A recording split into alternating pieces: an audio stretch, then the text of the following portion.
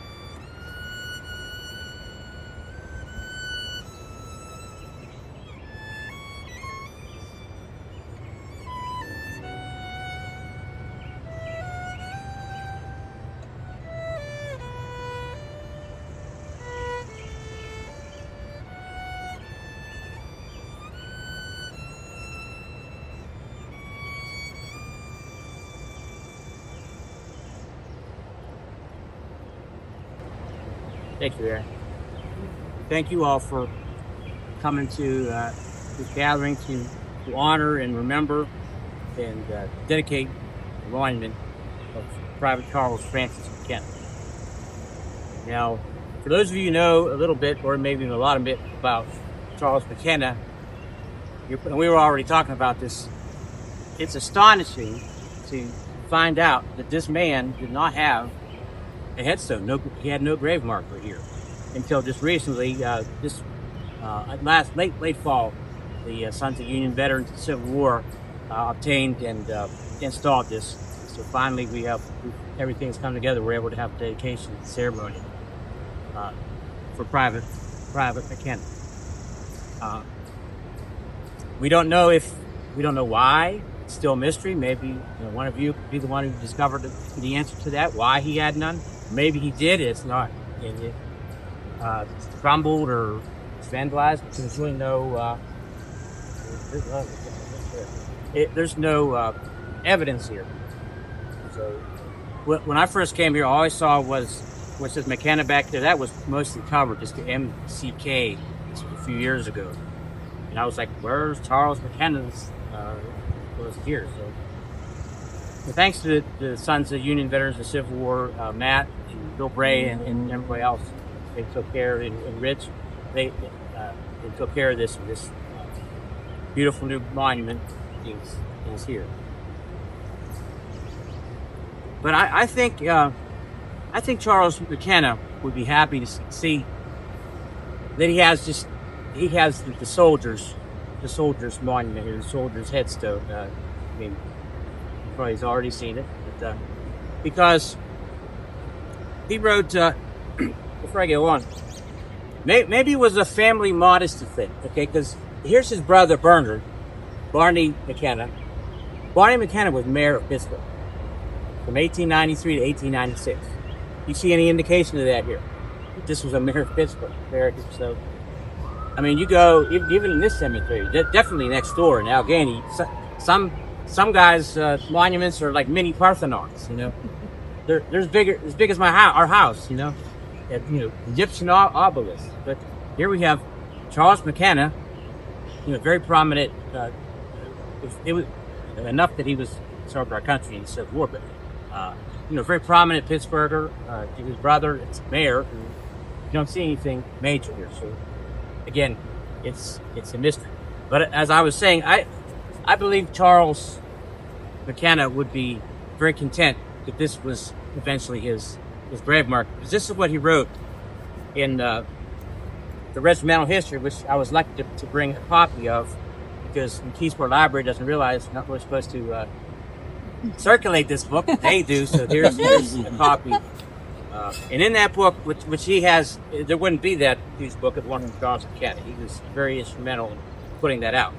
But in one of the articles he wrote, he starts it out like this, talking about himself. The writer's service in the campaigns of the Civil War, being confined to carrying a musket as a private soldier, he was in common with all in the ranks. So that's how he viewed himself. And so I think he'd be happy with this soldier's headstone. Charles Francis McKenna was born on October 1st, 1844 in Pittsburgh. He's a native-born Pittsburgher, Native American. He was born in what they called the Old Fourth Ward, which is today part of the downtown sprawl. It's where the cultural district is, up to the point where the convention center is. He was born on Irvin Street. He and his brother, he was a twin. He had a twin brother, Edward. They were born on Irvin Street, which is now 7th Avenue. And his parents were native-born Irish people. They were born, but father and mother came from County Tyrone in Ireland, which is today part of Northern Ireland. It's still predominantly Catholic, and McKenna is still a common surname in County Tyrone, Ireland. They emigrated from Ireland to America. His parents did in the 1830s sometime, and then Charles and his twin brother, born in 1844. Their father died a year later, so Charles grew up really not knowing his father. Charles attended the public schools in the Fourth Ward of Pittsburgh. And then when he was a teenager, he joined a company of home guards, like a local militia group, still as a teenager, called the Park Rifles, under the command of Captain Lee Anschutz. And it was a Zouave unit. Which is ironic, because later on the precursor to when he was in the 155th, when they adopted the Zouave uniform and drill. And he followed Captain Anschutz into the 155th. Anschutz, sadly, would die in the regiment's first action. Mortally wounded and died the next day. But Charles was mustered into Company A of the 155th Pennsylvania Volunteer Infantry Regiment, August 22nd, 1862, at the age of 17. Well, some reports say, even under the Maltese Cross regimental history, even in there, sometimes it says he was 16. But that the 1844 date has been confirmed, but everything that's official. So he would have been 17, going to turn 18 later in that year. 16 or faulty memory, or maybe he was bragging about how young he was when he got it. He actually 17. He was called Charlie by his buddies in the regiment. And he became popular real quick in the regiment because they discovered he had a talent as a lightning artist. Now, a lightning artist back then, that was a big attraction. And you still have them today. I mean, you look on YouTube, lightning artists, they're all over the place. A lightning artist is somebody who starts to draw something, and real quick, it's like, okay, what's he doing? That's a mess. What is that? What is it? 30 seconds later, it's like, whoa, how do you do that? And so he had that skill. He was a great artist. And guys like that, so they unofficially called him the regimental artist. Now, Michael Krause said, Michael Krause, obviously of Soldiers and Sailors, he told us that, at least in later life, that Charles had a reputation of being maybe a little abrasive, maybe a little acerbic, maybe hard to get along with. Maybe that was in his older years, Hey, none of us are perfect. But we're not here to berate the man, but to praise him. Okay? But what I see when I read that book, Under the Maltese Cross, which everything in that book had to go through him. He was the compiler. He had to see it and approve it. And I see in that book that he does have humility. He does show humility. I already read that part where he said, I want to be identified with the common soldier. That's who I was in the Civil War. And you also see a good sense of humor by Charles McKenna, a self-deprecatory sense of humor. And so I want to read some excerpts of something that somebody else wrote, one of his buddies wrote, one of his comrades. He doesn't really name Charles McKenna, but at the very end of the article, it's obvious he was talking about Charles McKenna. When the 155th Regiment was organized in Pittsburgh, the young warrior, he's talking about Charles McKenna, the young warrior acquired a most exaggerated idea of its importance. To him, the 155th Pennsylvania Volunteers was the banner regiment of the whole army.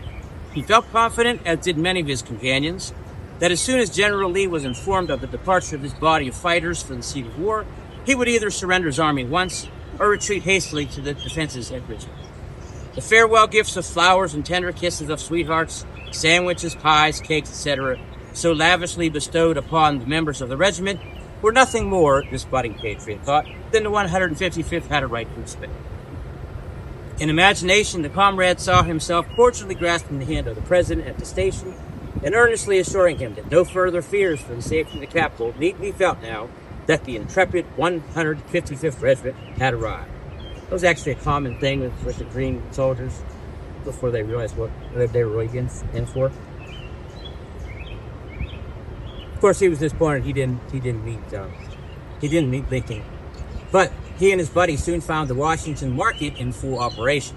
The two boys, having gorged themselves, strolled out on the muddy, unpaved street called Pennsylvania Avenue to visit the White House in hopes of securing a personal interview with President Lincoln.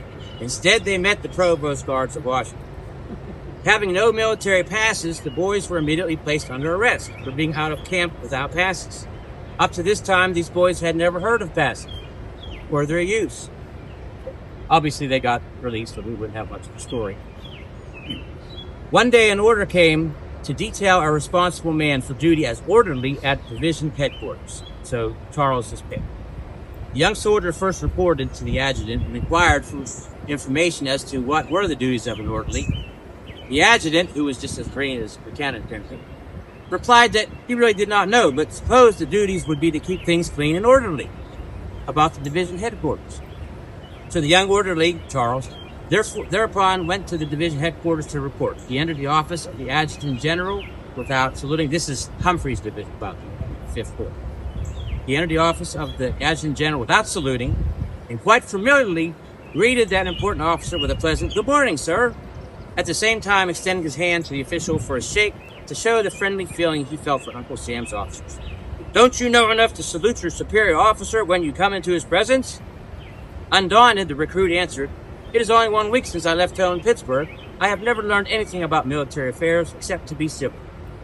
This mild response to the officer's harsh greeting apparently softened the heart of the adjutant general, who was actually a captain, to go immediately to the camp of the 134th Pennsylvania Regiment and to deliver to Colonel M.S. Quay, the commanding officer, a message that the adjutant general of the division sends his compliments and requests that Colonel Quay report immediately at division headquarters. After half an hour had elapsed, "Orderly!" was again shouted by the adjutant general. "Did you inform Colonel Quay that he was wanted immediately at his headquarters?" asked the adjutant general. "I did, sir," was the orderly's reply. "Well, why did you not report to me when you returned?" asked the adjutant general. "I had no order to report, sir," was the answer. At this reply, the adjutant general was on the verge of a violent outburst of profanity, but language had evidently failed him. So instead, he instructed the orderly to go at once to Colonel Quay's headquarters and tell the colonel, using violent profanity this time, that if he doesn't report immediately at these headquarters, there will be hell to pay. Sorry for saying that in this quote thing. The orderly promptly started off on this pleasant mission, but instead of delivering the message to Colonel Quay in substance as the adjutant general supposed the orderly would do, the latter performed his duty literally, as he thought right. The orderly addressed Colonel Quay with the proper military salute and repeated to him to the best of his memory the profanity and message verbatim, concluding as follows: "Colonel Quay, the adjutant general says that if you don't report at division headquarters immediately, there will be hell to pay." This vehement message from a captain to Colonel Quay, his superior in rank, had the desired effect. Colonel Quay soon arrived at division headquarters and had a stormy interview with the adjutant general over the delivery of the orderly's message. After the departure of Colonel Quay, the adjutant general called the orderly to his tent, and with eyes and manner expressing the utmost disgust and indignation, asked the orderly to what regiment he belonged. On being informed the 155th Pennsylvania, the officer said, "Orderly, you are relieved from duty at these headquarters. Go back to your regiment," he added, "and tell your officers that if there are any more blankety-blank fools there, to keep them in the regiment and not send them out of camp to make shows of themselves." That's how Charles started out this. Now, the 155th, talk about any group of guys who's about to see the elephant real soon, would be the 155th. I mean, they would start to see so much of the elephant that he'd become the proverbial elephant in the living room, to mix metaphors. And so, to talk a little bit about the 155th, we have Matt Hankinson. He presents the 62nd Pennsylvania. So he's going to tell us a little bit about the 155th and their relation to their sister resident, 62nd. Well, hey, thank you so much, my good friend Paul. Everyone, can we give him a round of applause? Well, thank you so much for coming out on this wonderful June Pittsburgh day. No, I really take this to heart, because let me tell you, let me go back a little bit. My good friend Paul, we joke about all the time giving each other work. And we do. We have so many Civil War projects that we're working on at a time. And when I first opened up this, I don't get back to Paul right away with his emails and his text, and we're both so busy. When I opened up this email, I believe he sent me about McKenna at first, I could not believe it. This gentleman, because we knew about McKenna. We've seen McKenna's name many times on after the Civil War pamphlets from the 155th. And Paul is just endless work, honoring these men. But he doesn't have a headstone. This gentleman does not have a headstone.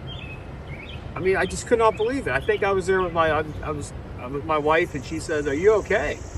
I was almost like turning white. And she says, "Are you okay?" I said, "Yeah, but I mean, here's Paul giving me work again, that's a good kind of work, though. I mean, I just could not believe it. So, I mean, the work that Paul has done, opening, and we talk about all the time.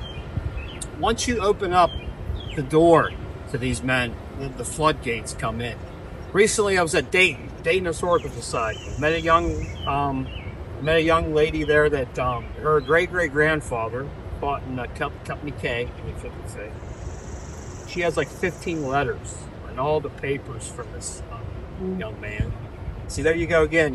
Paul opened up the door of the 155th. Just a lady just messaged me from Dayton area. Her great-great-grandfather, Company K, 155th. She has some stuff from him. So there you go again. They seem to run their course, Now the 155th, and I do hold the 155th in such high regard because, as Paul mentioned, I'm a living historian for Company D, 62nd PA. Company D was the only company from the 62nd from Armstrong County. But I mean, we hold the 155th in high regard because they were here we go again, a war that's supposed to be brother versus brother, or the brother war. They were our sister regiment. And what that means is, we moved men back and forth, from the 62nd to the 155th, throughout the war. We were mustered in fall of 61. They were mustered in fall, late summer, early fall of 62. But they were a sister regiment. We knew these guys. They were our brothers. They were our cousins. They were our, they were our relation because they were from the same counties as us. In the 62nd, over half their companies were from Allegheny County. The 155th, all their companies were from Allegheny County except for two. They were from Clarion County. We had one company from Clarion County, so that we all knew each other. So that's we funneled men from back and forth. I do want to tell one story. A couple years ago at my church, lady came up to me. She says, "Well, I found this picture, and I know Civil War buffs. It's hard when you say picture. You want to say CDV so bad. Yeah, here I found this picture and it says, Civil War. Oh, I got my attention. So, she hands it to me. In the back of the CDV, it says Samuel R. Claypool, Civil War.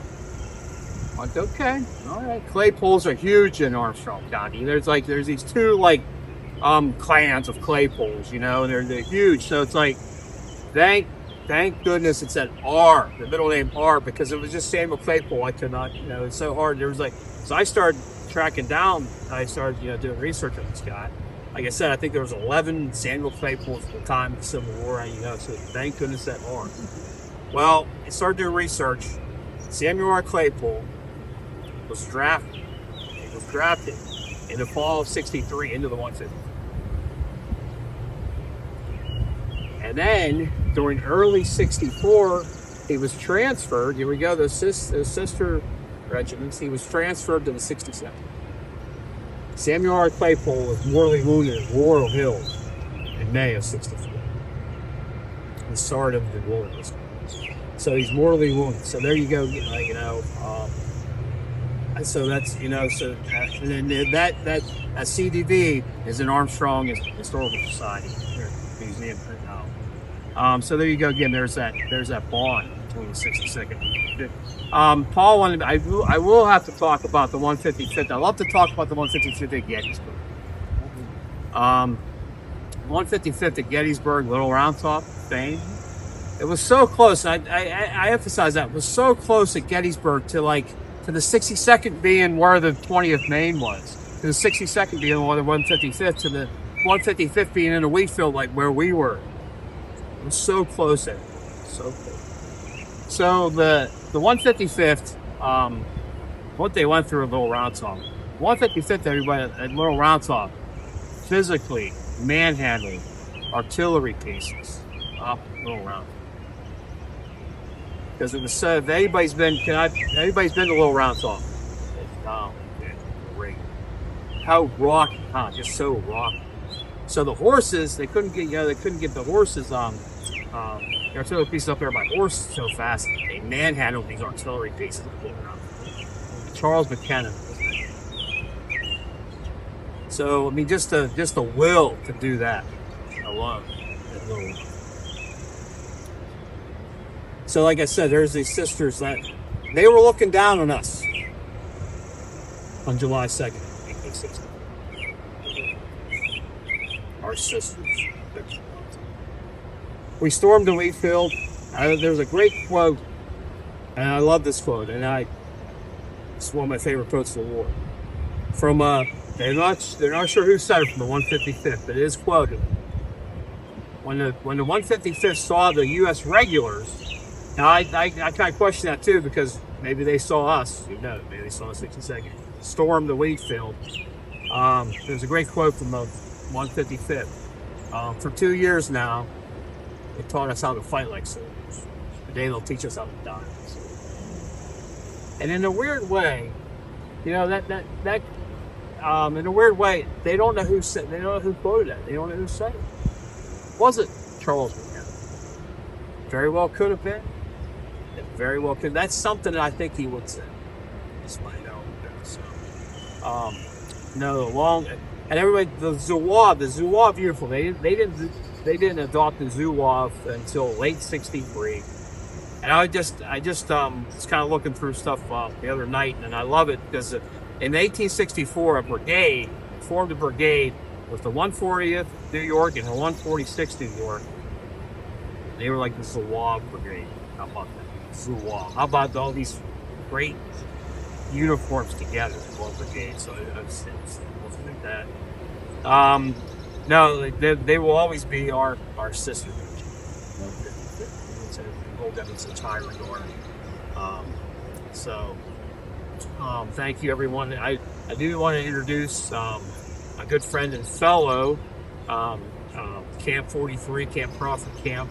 All the way, my fellow camp brother from Camp Crawford, all the way from Catania, PA, Mr. Rich Eyes. Thank you all. As I stand here this morning at the headstone of Charles McKenna, I think back to 1992 when I took over replacing headstones for Crawford Camp. And our camp was rechartered in 1990. And since 1990 to the present day, we have replaced just about 300 headstones on unmarked or unreadable Civil War graves. And the Sons of Union Veterans in the Civil War is chartered by an act of Congress for the explicit purpose of remembering our boys in blue. That is why we replace headstones, why we do services like today. And it is truly an honor to stand here and do this. My wife and I put flags out every year for Memorial Day. And when we go through the cemeteries in northeastern Armstrong County, and trust me, we are in the middle of nowhere at times.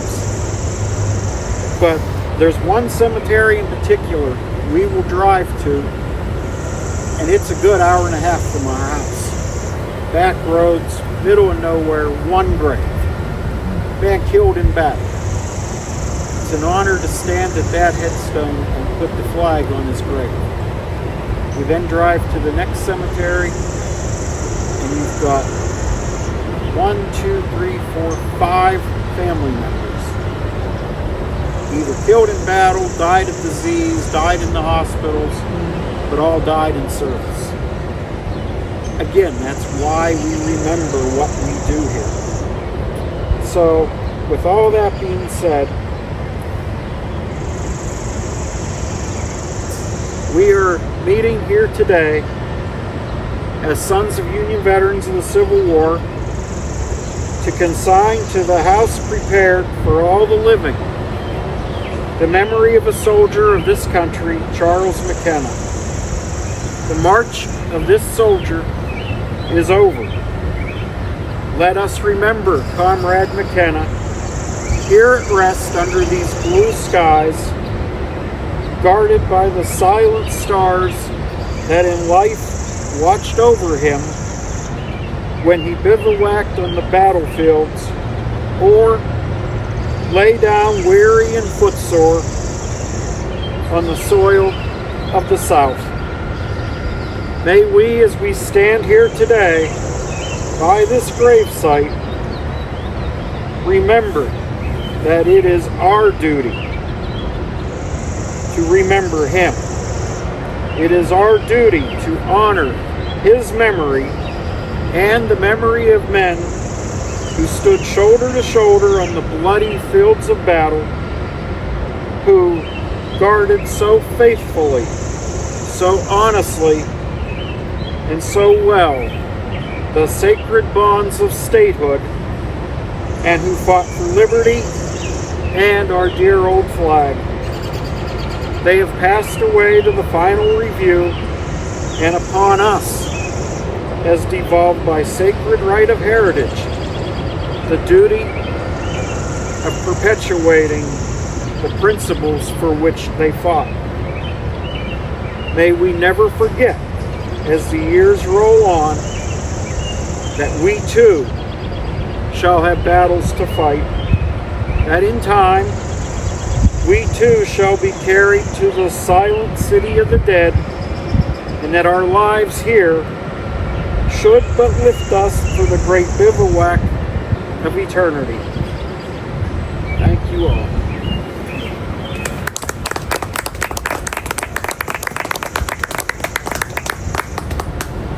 Thank you, Rich.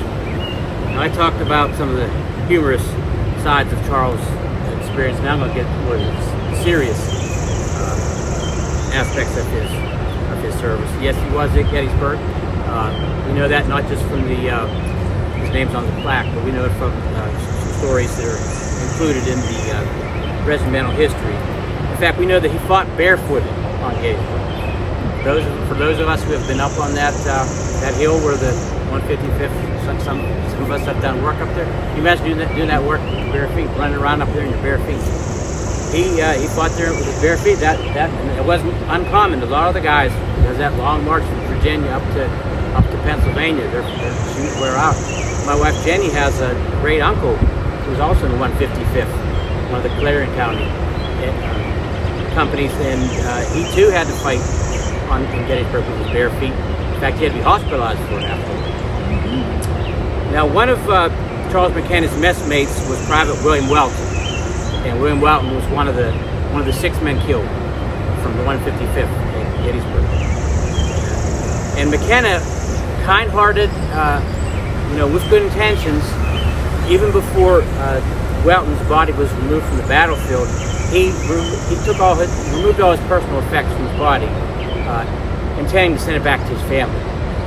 Unwittingly, he caused Welton's body to not be identified later on when it was reinterred into the National Cemetery. So Welton, because remember, they weren't wearing the Zouave uniforms yet at that time, and so Welton's body would have looked like a lot of 5th Corps soldiers who died on the Round Top. So unfortunately, Welton now rests in the National Cemetery as one of the a couple years, just next year rather, 1864, now they are wearing the Zouave uniforms. McKenna is one of a small group of soldiers who were placed on vedette duty. Vedette, I hope I'm saying it right. They were a lone sentinel sent even in advance to the skirmish line. They took turns taking that role. So Charles McKenna was the first one. This is outside of Bethesda Church, right? This is right before the Battle of Cold Harbor. So Charles McKenna is the first in the duty to serve as vedette. His 2-hour stint, he makes it through. He hears a low whistle. He knows that's his relief coming. So he responds with a whistle. It's the Private Theophilus Cowan. So they share a couple words, and then Charles McKenna takes his leave. 2 hours later, it's time for the next guy to go up to relieve Cowan. He goes up to the spot of the vedette was situated. Does his whistle, no response. Does the whistle again, no response. So he gets a little closer to see, and sees Cowan apparently just fell asleep. Well, he did fall asleep, but the kind of sleep you don't wake up from. And so he runs back to the regiment, to the skirmish line, and they wake their commander, Captain Lachlan, George Lachlan of Jones and Lachlan Steel fame. He's buried in Allegheny Cemetery, and tell him that Cowan has been killed. And Lachlan says, I can't order any of you to go and recover his body, but if any of his companions want to volunteer for this dangerous duty, McKenna, first one hand up. He said, I'll lead. I know exactly where it's at. I'll lead. So Charles McKenna and four men, they go. This is in the middle of the night, so they were helped by some cloud cover over the moon, but they were able to recover Theophilus Cowan's body, bring it back to the line. And then the next day they buried him under a peach tree, put a mound of dirt over it. And then McKenna, ever the lightning artist, he makes a sketch of the gravesite, and you can see it in the regimental history. It's in there, and he sent it along with a letter that somebody else in the regiment wrote to Private Cowan's family. And the sister of Theophilus Cowan wrote this back. Your kind letter gave us much comfort and consolation in our deep grief and sorrow. Accept our most sincere thanks for the pen sketch of dear Theophilus' last resting place. It was a sorrowful sight to us. We all wept over it. It was a kind gift and extremely thoughtful of Charles McKenna to draw it. We will ever cherish it in remembrance of him as the last friend who spoke to our dear brother on this earth. McKenna was. When we think of Theophilus, all we can now see is that raised mound of clay and headboard of the sketch. His father intends to have it framed. Cowan was eventually reinterred in Polk Run Cemetery. Everybody knows where that is. Is that Armstrong County? Is that still Westmoreland? Westmoreland. Yeah. So he was local. Now, there's something about this kid Charles McKenna. Remember, he's still only 19 in the spring and summer of 1864. Something about them that his superiors in the regiment must have seen. They must have seen that he had something up here that later on in his life proved out to be true. He was a prominent attorney, he was a judge.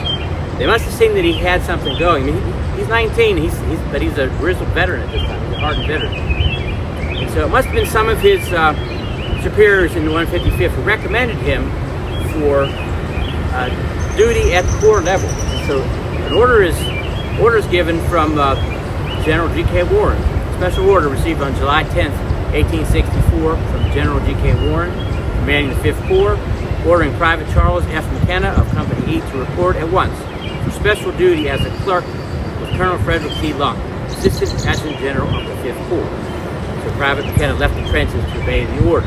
Now, if you think that might make things easier for him, well, not always. I mean, we know of Corps commanders, Corps officers who were killed or mortally wounded. In fact, they tell this story. In fact, the officer that he worked under, Frederick Locke, received he was brevetted general because of bravery during the Battle of Five Forks, which was right before Appomattox. So, and that's exactly when McKenna was with him. So they were still involved in the fighting. There's one humorous little thing that someone wrote about McKenna. General Warren's first headquarters in the front of Petersburg was the Avery Mansion, which was exposed to the range of Confederate shells. The frequent bombardments at night of this mansion, after the general and his staff and attachés had all retired to beds on the floor, made it difficult to determine which was the more agreeable and interesting, resting in the trenches or napping at Corps headquarters. Private McKenna's old diary describes his experience in both positions as a case of escaping from the firing pan into the fire. So he still was a little bit afraid of those shells. So he served under General Warren, and then when Warren was sacked, I say unfairly, but then he served under General Griffin. Now, those of us who know the 5th Corps, we know how prominent a role they played in those final campaigns of the Army of the Potomac, especially Appomattox. And so Charles McKenna, working in the headquarters, he's definitely right in there. It doesn't say he ever stepped into McLean House. He could have, but definitely all of the surrender, all of the paroles. I mean, undoubtedly, some of those paroles that those Confederate soldiers got at Charles McKenna's regiment. That was his job. He was a clerk in Corps headquarters. Finally mustered out June 2nd, 1865, in Washington, D.C. And he returns home to Pittsburgh, and then he embarks on his life's work in the legal profession. He, right away, in 1868, I mean, he's still just 23, 24, his name appears on the directory, Pittsburgh directory, as a lawyer, and he has his office is on Fifth Avenue in Pittsburgh. So he's already hit the ground running in his career. He gets married in 1872. His wife's name was Virginia White. They never had any children. He was one of the first members of the Allegheny Bar Association, and he was a charter member of the Pennsylvania Bar Association. Later on, he became a judge. In fact, in 1904, President Roosevelt, that would be Teddy Roosevelt, Theodore Roosevelt, appointed him a judge of the United States District Court of Puerto Rico. So he served as a judge in Puerto Rico for 3 years. He resigned in 1907, stating that the climate affected his health. But I have a feeling maybe he missed his buddies. He missed his Civil War stuff. Maybe that's why he wanted to come back to America. But he does come back to America. He's appointed judge of the Allegheny County Courts in 1911 by the Pennsylvania Governor Tanner. And then he's officially elected to that position, 10-year term. And then he was reelected in 1921, another 10-year term unopposed. So that talks about his day job. His day job was being an attorney and a judge. What his real passion was?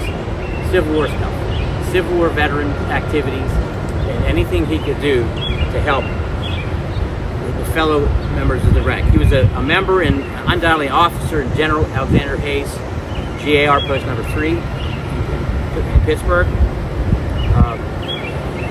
He was an officer of the 155th Regimental Veterans Group.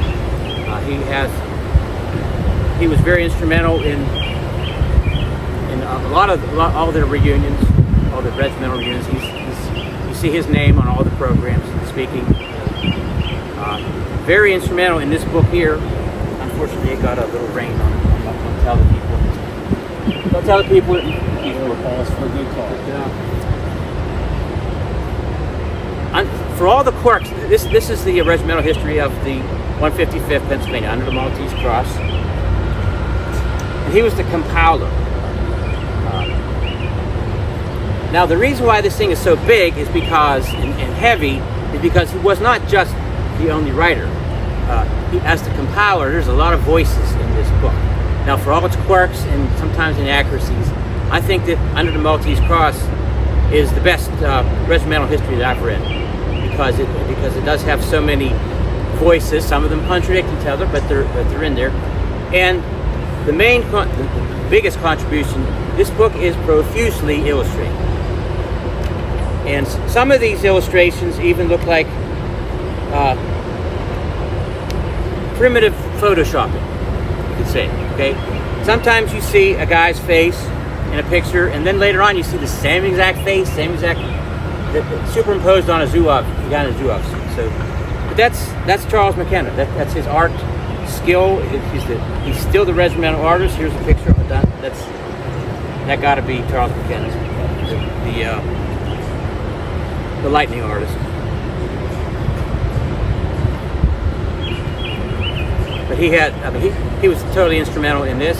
The monument at Gettysburg, the 155th we talked about, he was on the committee to get that up there. Later on, the statue of Sam Hill was added to it. He's definitely involved in that. And so you can, when you see any pictures, GAR pictures of that era, big groups together, he's in them. He's so inconspicuous. Conspicuous. He's so conspicuous. Big white beard, big white hair. I mean, I told Michael Krause, hey, you could reenact him. How to look like him. You always see Charles McKenna in there. Now, not only was Charles McKenna instrumental in getting the 155th monument in Gettysburg, he was instrumental in getting the Pennsylvania monument in Gettysburg, because he was on the Pennsylvania at Gettysburg committee, and he became the chairman when the General Heidecopper, what was it? He died, and then so Charles McKenna, private Charles McKenna, takes over. And so, if you like that beautiful Pennsylvania monument, Charles McKenna's hand is right in that. There's a photo hanging in Soldiers and Sailors of Charles McKenna, Joshua Lawrence Chamberlain standing in front of that Pennsylvania monument. And speaking of Soldiers and Sailors, Charles McKenna was instrumental in establishing Soldiers and Sailors Memorial in Oakland. He was on the Gettysburg 50th Reunion Committee. He was everywhere with Civil War memorial stuff, honoring guys, meeting with guys. Now, I said he was reelected in 1921. He's 78. He's almost 78 years old. He's still serving as a judge. 1922, December 3rd, 1922, dies in his home of a heart attack. His home was on North Neville Avenue in Oakland. And he passed away there. His death merited half-page coverage in the papers, not just in Pittsburgh, but also the paper in Gettysburg, because he had been in Gettysburg so often, and he was so well known there, working with the Pennsylvania Committee. His funeral was held in St. Paul's Cathedral, the biggest Catholic, still the mother Catholic church in the Catholic diocese in Pittsburgh, and then his remains were brought here to lay to rest in December of 1922. Now I want to end with reading this. These earthly tributes can be of no service to the dead, but they form lasting records of deeds held honorable among men, are strong incentives to noble acts in the present, and mark a steady progress toward that better condition which is the ultimate destiny of the human race. Those are the words of Charles McKenna. He said those when they were dedicating the 155th Monument in Gettysburg, September 17, 1886. So Private McKenna, thank you for your service to our country. We thank you for your service to your fellow soldiers, the fellow soldiers of the rank, veterans, all the veterans organizations who helped the monuments, who helped put up this great book that you are very much responsible for. So we honor you today. Private Charles Francis McKenna, Company 155th Pennsylvania, and headquarters of the 5th Corps.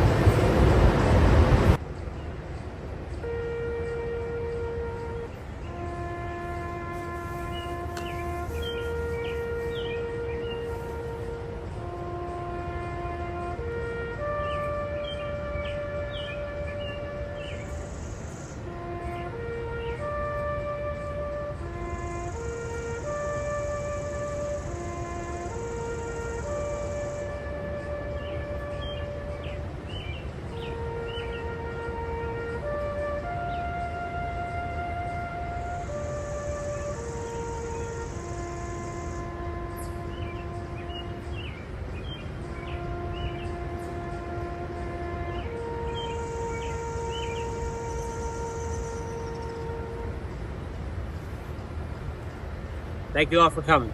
Thank you. Well done.